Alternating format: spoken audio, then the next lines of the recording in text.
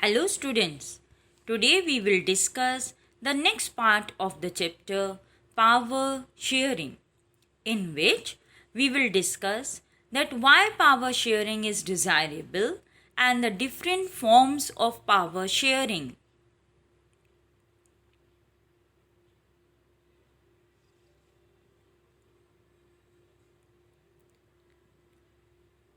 The power sharing is desirable due to two reasons.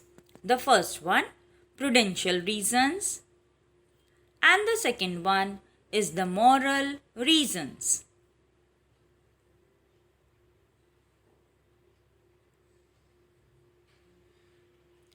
First, the prudential reasons. First point under it, it reduces the possibilities of conflicts between the social groups. Second, it gives stability to the government. And third, it strengthens the unity of the country. Then comes the moral reasons. The first point, power sharing is the very spirit of democracy.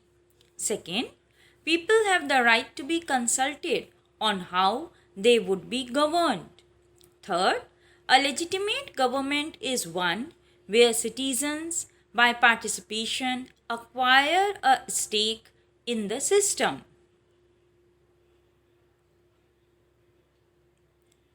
Now we talk about the forms of power sharing. The first form, that is horizontal power sharing. Second, vertical power sharing.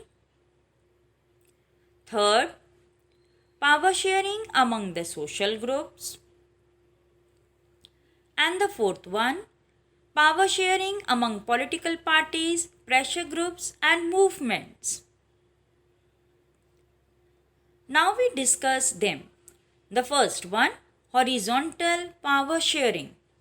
It is shared between the legislative, executive and judiciary of the government.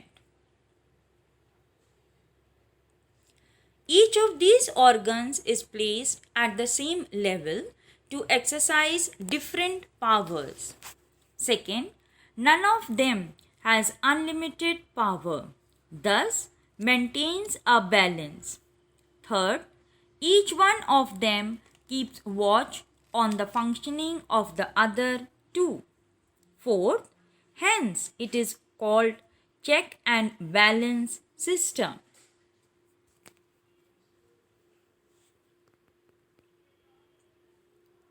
Now comes the vertical power sharing. Here you can see the vertical power sharing. The topmost position is of the central government.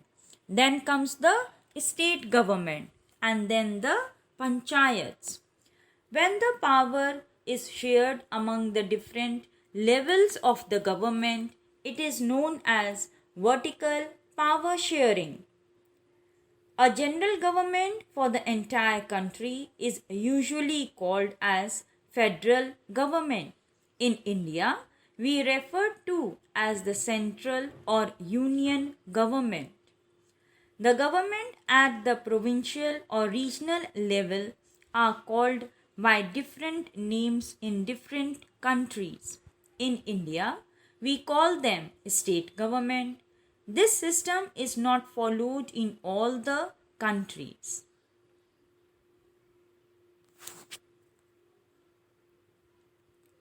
Then we come to power sharing among social groups, such as the community government which was formed in Belgium. Each weaker section should be protected in this type of power sharing.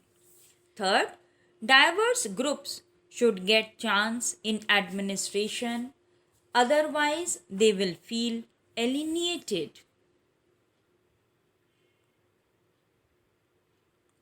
Then power sharing among political parties, pressure groups and movement.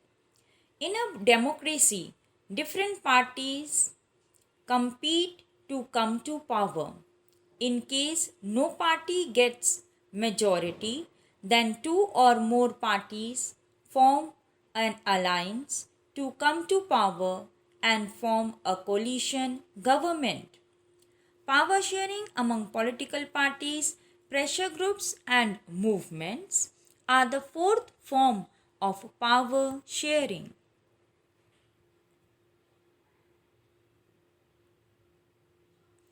Thank you all.